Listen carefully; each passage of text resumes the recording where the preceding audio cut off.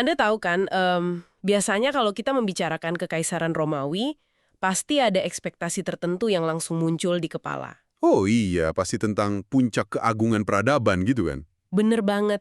Anda mungkin langsung ngebayangin jalanan beraspal yang lurus, membelah benua, terus sistem hukum yang rapi. Saluran air akuaduk yang megah. Nah, iya itu. Dan pastinya deretan patung marmer putih yang indah di bawah sinar matahari Mediterania.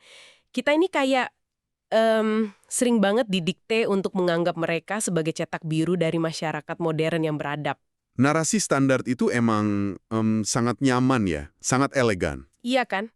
Ada kecenderungan alamiah dari kita untuk ingin melihat masa lalu itu lewat lensa romantis. Menempatkan Romawi sebagai pionir tatanan dunia yang bawa cahaya peradaban ke suku-suku barbar di sekitarnya. Tapi gimana kalau ternyata pilar-pilar marmer yang mengkilap itu sebenarnya dibangun di atas lautan darah? Yang disembunyikan rapat-rapat. Bener. Gimana kalau Kekaisaran Romawi yang selama ini diagungkan itu sebenarnya adalah sebuah anti peradaban? Kayak sebuah mesin kekaisaran brutal yang ditenagai oleh trauma psikologis? Dan kekerasan yang dilembagakan. Persis. Dan yang paling gila dari semuanya, sejarah yang sepenuhnya direkayasa. Ini ini benar-benar definisi mutlak dari membongkar ilusi sejarah sih. Mm-mm. Tumpukan catatan dan riset yang kita telusuri untuk sesi deep dive hari ini tuh benar-benar menantang, bahkan membalikkan semua yang diajarkan di buku teks sekolah. Oke, mari kita bedah ini. Misi kita dalam penelusuran mendalam kali ini adalah membongkar narasi alternatif dari sejarah Romawi khusus untuk Anda yang mendengarkan. Dan kita nggak bakal pakai pembacaan kronologis yang ngebosenin ya. Nggak sama sekali. Kita bakal lihat langsung ke akar masalahnya. Dari mana mereka berasal, gimana mereka merancang taktik militer yang anehnya sangat efektif. Dan gimana para pemenangnya ini secara harfiah meretas kenyataan untuk menulis ulang sejarah. Bener. Dan kita nggak cuma berhenti pada apa yang terjadi kan? Enggak. Fokus utama kita di sini adalah mengupas mengapa. Mengapa masyarakat Romawi ini harus berevolusi jadi mesin perang yang nggak kenal ampun? Mhm. Dan yang lebih penting, gimana fondasi psikologis dan struktural mereka ini secara diam-diam masih mempengaruhi arsitektur peradaban Barat sampai detik ini. Di dunia yang Anda jalani sekarang ini ya, Bener banget. mari kita mulai dari titik nol. Untuk paham soal kebrutalan Romawi yang melegenda ini, kita sama sekali nggak bisa mulai dari istana kaisar yang mewah. Oh, jelas enggak. Kita harus lihat kondisi geografis mereka dulu. Yang sebenarnya sangat menyedihkan di awal kan. Maksudnya, Romawi itu berawal sebagai permukiman yang sangat kecil, miskin, dan terletak di tanah datar. Secara strategis itu mimpi buruk. Bener-bener mimpi buruk. Mereka dikelilingi oleh suku-suku musuh yang menduduki dataran tinggi dan perbukitan Italia. Mereka bukan elit, mereka justru pihak yang paling rentan. Nah, letak geografis yang nggak menguntungkan ini tuh kunci buat memahami mentalitas mereka. Gimana tuh maksudnya? Karena mereka miskin dan ada di dataran rendah yang susah banget dipertahankan dari serangan atas, mereka tuh nggak punya pilihan kompromi. Oh, jadi makanya mereka agresif? Iya, kondisi ini memaksa mereka jadi kelompok yang paling agresif dan militeristik. Keterbatasan sumber daya ini menciptakan tekanan evolusioner, di mana mereka harus bersatu secara ekstrim atau mati. Dan tekanan ekstrim ini pada akhirnya mengubah definisi mereka tentang konsep kebebasan, bukan? Benar, sangat mengubah. Kalau kita bandingkan dengan peradaban Yunani kuno di masa yang sama, kebebasan di sana kan diartikan sebagai kebebasan sipil. Iya, Anda bisa berdiri di alun-alun kota, berdebat filosofis. Pengkritik pemerintah tanpa takut dipenggal kan? Tapi bagi orang Romawi awal, kebebasan itu diartikan secara sempit banget. Sebagai kepatuhan. Persis, kepatuhan mutlak kepada para ayah dalam keluarga, tradisi sejarah, dan kepada negara demi satu tujuan tunggal, kelangsungan hidup. Yang sangat menarik di sini adalah, dinamika kepatuhan ini malah bawa hasil yang nggak terduga. Ini justru jadi keunggulan strategis terbesar mereka. Hah? Kok bisa kepatuhan buta jadi keunggulan strategis? Mari kita lihat gimana mereka mendefinisikan siapa yang berhak jadi warga negara. Kita bandingkan lagi sama Yunani ya. Oke. Di Yunani tuh status kewarganegaraan sangat elitis dan tertutup. Hak itu cuma diturunkan lewat garis darah murni. Eksklusif banget ya. Romawi ngambil pendekatan yang beda 180 derajat. Sistem terbuka. Siapapun, dari suku manapun, yang bersedia tunduk secara total dan patuh pada hukum Romawi, bisa diintegrasikan jadi warga negara. Oh wow, artinya em, dengan terus mengasimilasi orang-orang yang ditaklukkan, mereka pada dasarnya nyiptain suplai tenaga kerja dan prajurit yang nggak ada habisnya dong? Tepat sekali. Dan ada kontras yang mencolok banget dalam taktik militernya. Kayak gimana perbedaannya? Yunani kan sangat mengandalkan hoplite ya. Prajurit elit, zirah berat, butuh pelatihan bertahun-tahun dari kecil, dan yang terpenting, mereka harus cukup kaya buat beli perlengkapan perunggu sendiri. Sementara Romawi pakai legiun. Benar, zirah mereka relatif ringan, prajuritnya sebagian besar miskin, dan formasinya nggak butuh pelatihan super rumit. Dan mobilitas ringan ini ideal banget buat daerah pegunungan Italia ya. Tahu nggak, analogi yang muncul di kepala saya tuh, Romawi di masa awal ini mirip sama perusahaan startup yang modalnya pas-pasan. Oh, menarik. Gimana tuh? Iya, mereka nggak punya teknologi atau ahli terbaik, jadi mereka cuma terus melemparkan tenaga kerja murah tanpa henti ke pasar, sampai kompetitor utamanya kehabisan napas dan bangkrut. Analogi startup yang sangat presisi. Perbedaan filosofi perang ini tuh kelihatan paling jelas waktu Romawi berhadapan sama musuh eksistensial terbesar mereka. Kartago. Kartago, benar.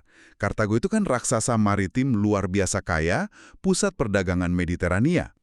Kekayaan ini bikin mereka terbiasa menyewa tentara bayaran profesional.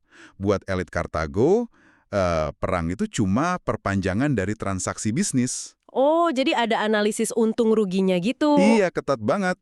Kalau biaya perang dirasa mulai mengerus keuntungan, mereka bakal mundur dan bernegosiasi. Sedangkan Romawi miskin, tapi mereka bertarung pakai warga negaranya sendiri yang udah diindoktrinasi buat tempur sampai mati. Bener. Kalau Jenderal Kartago sibuk ngitung koin dan logistik, Jenderal Romawi itu cuma ngitung berapa ribu nyawa yang siap dikorbankan hari itu tanpa ragu. Oke, tunggu dulu. Ini memunculkan paradoks besar yang harus kita pecahkan nih. Paradoks apa tuh? Kalau Romawi benar-benar cuma ngandalin kekuatan tempur kasar tanpa taktik brilian, cuma ngelempar gelombang manusia sampai musuh nyerah, lalu gimana dengan pertempuran legendaris di buku sejarah? Mitos taktik brilian. Iya kan, kayak kejeniusan taktis Hannibal dari Kartago atau manuvernya Julius Caesar. Tumpukan riset ini mengklaim kalau sebagian besar catatan epik itu omong kosong belaka. Ini emang realitas yang paling susah diterima banyak penggemar sejarah. Coba kita bedah pertempuran Cannae yang sangat terkenal sebagai studi kasus kita. Iya, buku sejarah manapun pasti bilang kalau Hannibal, jenderal Kartago, berhasil ngebantai 50.000 sampai 100.000 tentara Romawi dalam satu hari. Pakai strategi pengepungan ganda atau double envelopment kan, menjebak dari segala sisi. Nah iya, yang katanya super genius itu. Narasi resminya emang diagungkan kayak gitu. Tapi, kalau kita kupas pakai lensa modern, cerita ini runtuh secara fundamental. Runtuhnya di bagian mana? Pertama, ketiadaan bukti arkeologis. Untuk sebuah pertempuran epik yang katanya menewaskan puluhan ribu orang di satu area terbatas, pasti bakal ada lapisan tanah yang penuh sisa logam dong. Kayak ribuan pedang atau kuburan massal gitu ya? Bener, bukti fisik semacam itu nggak ada. Sama sekali. Masa sih? Nggak ada sama sekali? Nggak ada. Kedua, dari sudut pandang taktik militer kuno, mengeksekusi strategi pengepungan ganda secara total terhadap musuh yang jauh lebih besar tanpa alat komunikasi modern itu hampir mustahil. Oh, masuk akal juga. Mereka kan belum punya radio. Iya, koordinasi presisi kayak gitu baru benar-benar bisa berhasil di medan perang sekitar tahun 1940-an. Pas sudah ada senapan mesin berat, tank, dan radio. Benar juga ya. Dan di riset ini ada analisis yang nunjukin kalau narasi ini sepenuhnya melanggar teori permainan atau game theory. Gimana tuh penjelasannya buat pendengar kita? Buat Anda yang belum familiar, teori permainan itu konsep strategi rasional di mana seorang aktor bakal selalu ngambil langkah yang memaksimalkan keuntungannya. Oke. Nah, kalau Hannibal benar-benar melenyapkan 100.000 tentara Romawi dalam sehari dan jalan ke ibu kota Roma terbuka lebar tanpa pertahanan, satu-satunya langkah rasional kan langsung berbaris ke kota itu dan merebutnya. Secara logis, iya. Tapi sejarah bilang dia menang telak, terus ya udah pada dasarnya cuma berdiam diri di Italia selama bertahun-tahun. Berdiam diri setelah kemenangan absolut. Itu kan melanggar hukum dasar probabilitas strategis. Nggak masuk akal kan? Logika strategisnya emang cacat banget. Jadi, dari mana angka fantastis dan cerita dramatis ini berasal? Dari mana tuh? Ini ditulis dan dipopulerkan oleh Polybius. Dia itu intelektual dan sejarawan Yunani yang pada dasarnya dipekerjakan sama elit Romawi. Tunggu dulu. Saya harus memberikan dorongan balik di sini. Silakan. Logikanya berasa kebalik. Kalau Romawi memasukkan sejarah lewat sejarawan bayaran, ngapain mereka repot-repot ngarang cerita di mana mereka justru dibodohi dan dibantai habis-habisan sama Hannibal di Cannae? Itu pertanyaan yang bagus. Bukannya itu memalukan banget buat kekaisaran yang sombong? Kenapa nggak ngarang cerita kalau mereka menang terus dari awal? Itu poin yang sangat kritis. Jawabannya murni tentang manipulasi public relations berskala epik. PR, hubungan masyarakat. Iya. Pada akhirnya kan, Romawi menangin perang itu dan menghancurkan Kartago sampai rata sama tanah. Mereka nggak cuma mengalahkan, mereka membakar kotanya berhari-hari. Membantai penduduknya dan memperbudak sisanya ya? Bener, sebuah genosida yang mengerikan dan nggak beralasan. Nah, kekuatan militer yang kasar biasanya nggak punya kehalusan budaya untuk nulis sejarah yang reflektif. Makanya mereka nyewa Polybius. Tepat. Mitos bahwa Hannibal itu monster jenius yang hampir musnahin Romawi sengaja diciptakan dan dibesar-besarkan. Tujuannya apa? Supaya penghancuran total Kartago nanti kelihatan oleh generasi mendatang sebagai tindakan membela diri yang terpaksa dari ancaman eksistensial, bukan sekedar agresi imperialis. Astaga. Jadi, genosida itu dikemas ulang jadi tindakan pencegahan patriotik. Betul sekali. Wah, jadi sejarah tuh nggak cuma ditulis sama pemenang, tapi dipelintir sama agen humas pemenang, biar mereka bisa tidur nyenyak. Persis. Dan pola manipulasi ini diaplikasikan dengan sempurna para tokoh terbesar mereka, Julius Caesar. Kampanye legendaris Caesar di Gallia, pertempuran Alesia yang sering dibedah di Akademi Militer sebagai mahakarya taktik. Analisis modern justru ngungkap itu sebagai kedok genosida terencana demi satu komoditas saja. Budak. Bener, budak. Di era itu, budak adalah penggerak ekonomi utama. Nilainya setara minyak di dunia modern. Jadi Caesar nggak ke Gallia buat nyebarin peradaban atau bikin jalan ya? Nggak sama sekali. Dia ke sana buat kumpulin kekayaan pribadi yang luar biasa dengan menculik ratusan ribu orang. Uang dari jual budak ini dipakai buat bayar pasukannya sendiri. Oh, ini memanfaatkan reformasi militer yang bikin kesetiaan prajurit geser dari negara ke jenderal yang bayar gaji mereka ya? Bener banget.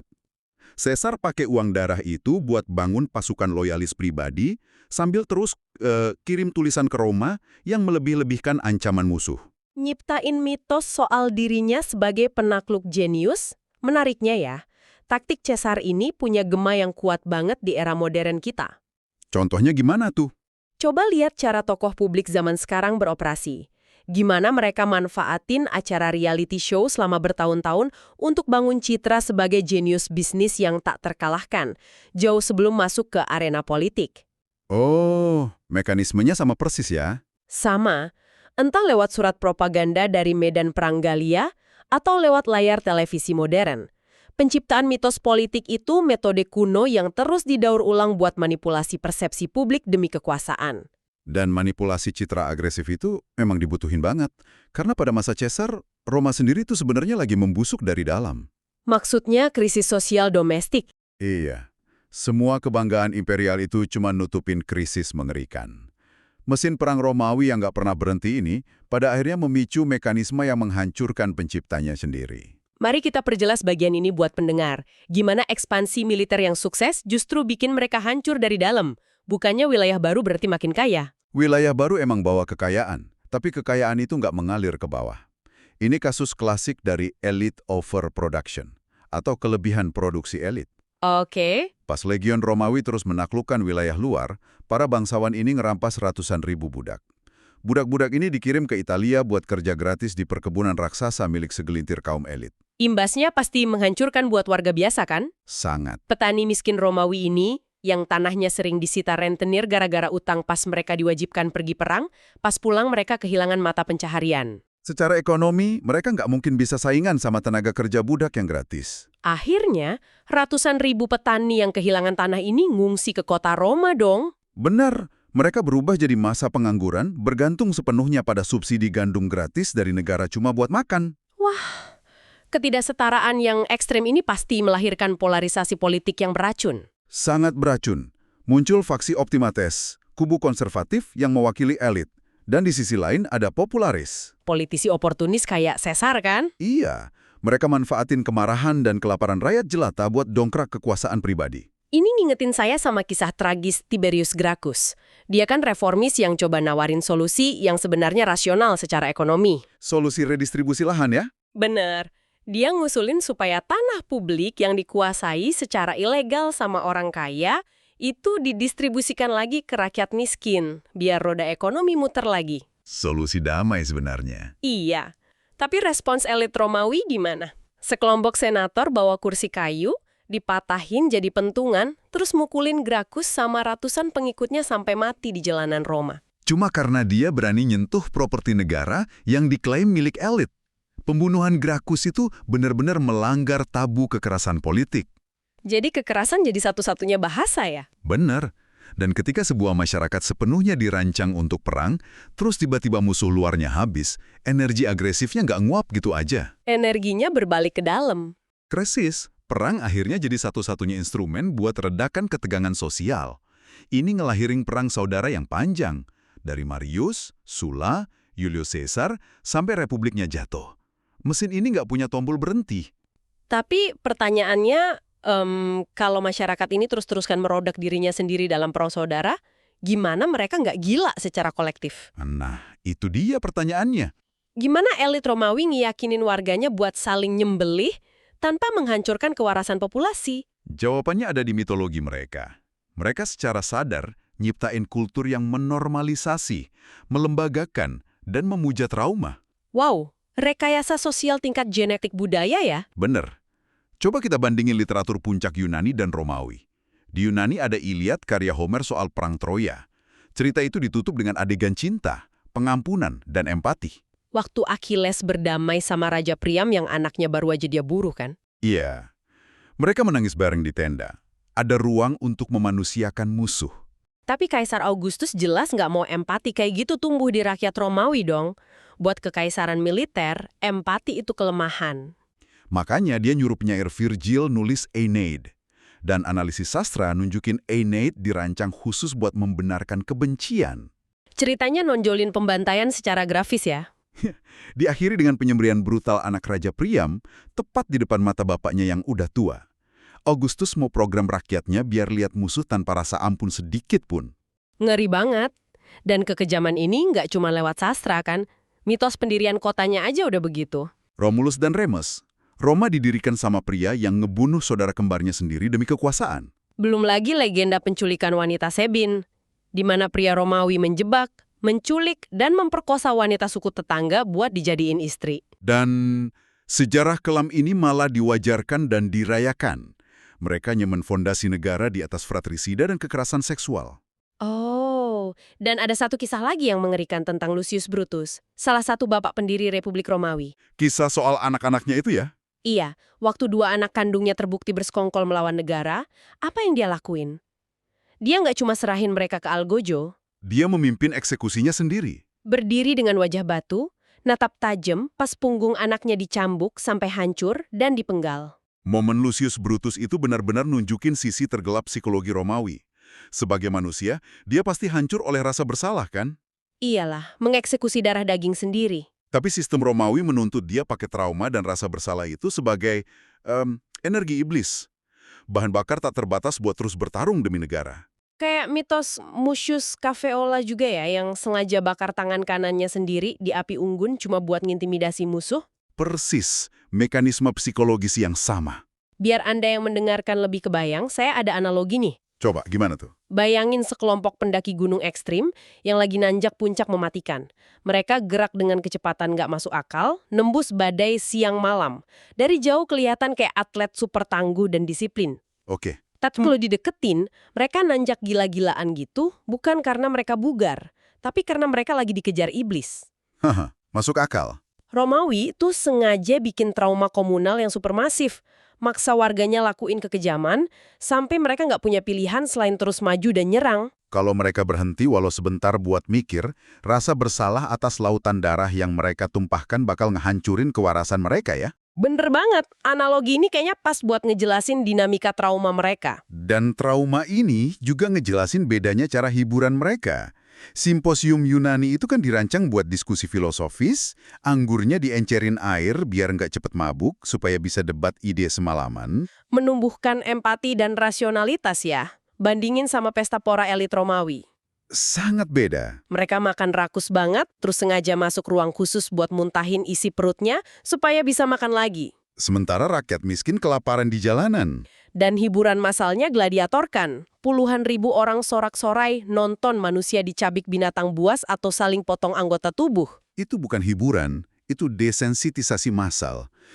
Lewat kekuasaan absolut, Romawi mastiin mitos kejam mereka, nggak cuma ngebentuk warga, tapi matiin empati pihak yang ditaklukkan. Wow, Menariknya, analisis modern nunjukin kalau dinamika ini nggak mati pas kekaisarannya runtuh. oh ya? Masih ada. Banyak struktur organisasi modern, terutama masyarakat rahasia elit atau secret societies, beroperasi pakai prinsip ini. Pakai trauma bareng-bareng gitu. Iya, pakai perpeloncoan merendahkan, keterlibatan kolektif dalam pelanggaran moral sebagai perekat absolut. Begitu Anda lewati batas moral bareng kelompok, Anda nggak bisa mundur tanpa hancurin diri sendiri. Wow, kita benar-benar mengupas lapisan yang tebal dan gelap banget hari ini. Mari kita tarik kesimpulan dari semua ini khusus buat Anda yang mendengarkan. Boleh silahkan? Penelusuran kita kali ini mengungkap bahwa di balik fasad kemegahannya, Romawi itu bukan sekedar peradaban pembuat jalan yang rapi dan sistem hukum yang elegan. Mereka pada intinya adalah mesin pembunuh. Mesin pembunuh yang berevolusi secara brutal, lahir dari keterbatasan geografi, dikendalikan elit yang serakah, ditenagai mitos trauma, dan dilindungi oleh sejarah palsu. Sejarah yang ngemas genosida jadi tindakan kepahlawanan. Dan keberhasilan terbesar mereka tuh bukan penaklukan militernya loh. Terus apa dong? Keberhasilan menanamkan ideologi manipulatif itu ke inti DNA sejarah peradaban Barat. Selama berabad-abad, kita secara buta mandang mereka sebagai standar emas kemajuan manusia. Benar. Memahami realitas gelap di balik marmer putih ini maksa kita buat lebih kritis terhadap klaim peradaban yang disodorkan sama imperium manapun. Sangat setuju. Terima kasih kepada Anda yang sudah meluangkan waktu nemenin kami menyelam di bayang-bayang sejarah yang mewujudkan ini. Selalu jadi pengalaman luar biasa bisa membongkar mitos dan belajar bareng Anda. Sebagai penutup, mari kita tinggalkan satu pemikiran provokatif buat Anda renungkan. Silakan. Kalau emang pemenang nulis sejarah, dan cetak biru Romawi ini sebenarnya sistem pemrograman psikologis untuk kepatuhan dan perang tanpa akhir. Seberapa banyak sih struktur masyarakat modern kita yang sebenarnya mewarisi trauma purba ini? Gimana maksudnya di era modern? Ya, mulai dari budaya hierarki perusahaan modern yang seringkali kejam demi profit, sampai obsesi budaya pop kita sama film pahlawan super yang nyelesain konflik kompleks murni dengan pukulan dan kekerasan. Wow, masuk akal juga. Apakah semua ini warisan tersembunyi dari anti peradaban Romawi? Apakah kita, tanpa sadar, masih dikendalikan oleh hantu-hantu para kaisar masa lalu? Sesuatu yang patut Anda pertimbangkan saat melihat dunia hari ini.